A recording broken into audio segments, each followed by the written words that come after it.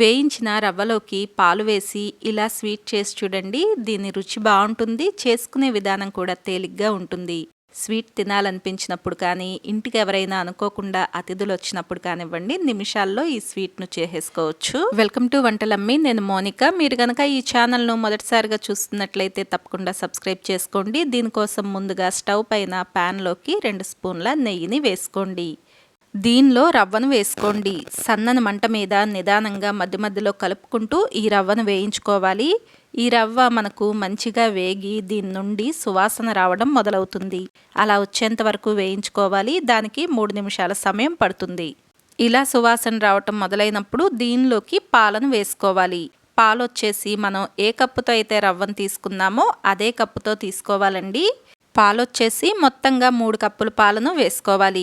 ముందుగా 2 కప్పుల పాలను వేసుకుని రవ్వను పూర్తిగా కలిసేలాగా కలుపుకోండి. మనకు బొంబాయి రవ్వ చాలా త్వరగా గడ్డలు కట్టేస్తుంది. అందుకే 2 కప్పుల పాలు వేసుకున్న తర్వాత ఒకసారి మంచిగా కలిసేలాగా కలుపుకుని మరొక కప్పు పాలను వేసుకోండి. ఈ మొత్తాన్ని కూడా సన్నని మంట మీదే పెట్టుకుని చేసుకోవాలి. ఇలా పాలు వేసుకున్న తర్వాత దీనిలోకి కొద్దిగా కుంకుమ పువ్వును కూడా వేసుకోవాలి. కుంకుమ పువ్వు బదులుగా మీరు యాలకుల పొడిని కూడా వేసుకోవచ్చు.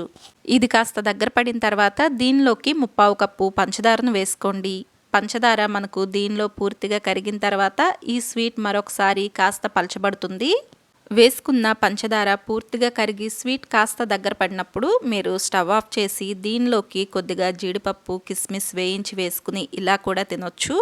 అయితే నేను ఈ స్వీట్ను ముక్కలుగా కోసుకునేలాగా చేస్తున్నాను. అందుకనే బాగా దగ్గర పడేంత వరకు ఇలానే సన్నని మంట మీద కలుపుకోవాలి. స్వీట్ దగ్గర పడినప్పుడు దీనిలోకి 2 స్పూన్ల నెయ్యిని వేసుకుని మరొకసారి మొత్తాన్ని కలిసేలాగా కలుపుకోండి. నేను ఇక్కడ కుంకుమ పువ్వు వాడాను కాబట్టి స్వీట్ రంగు కాస్త మారుతుంది. మీరు రంగు కోసం ఎటువంటి ఫుడ్ కలర్స్ను వేసుకోవాల్సిన అవసరం లేదు. ఈ స్వీట్ వీడియోలో చూపిస్తున్నట్లుగా ఇలా బాగా దగ్గర పడి గరిటతో పాటు లేచి రావటం మొదలవుతుంది.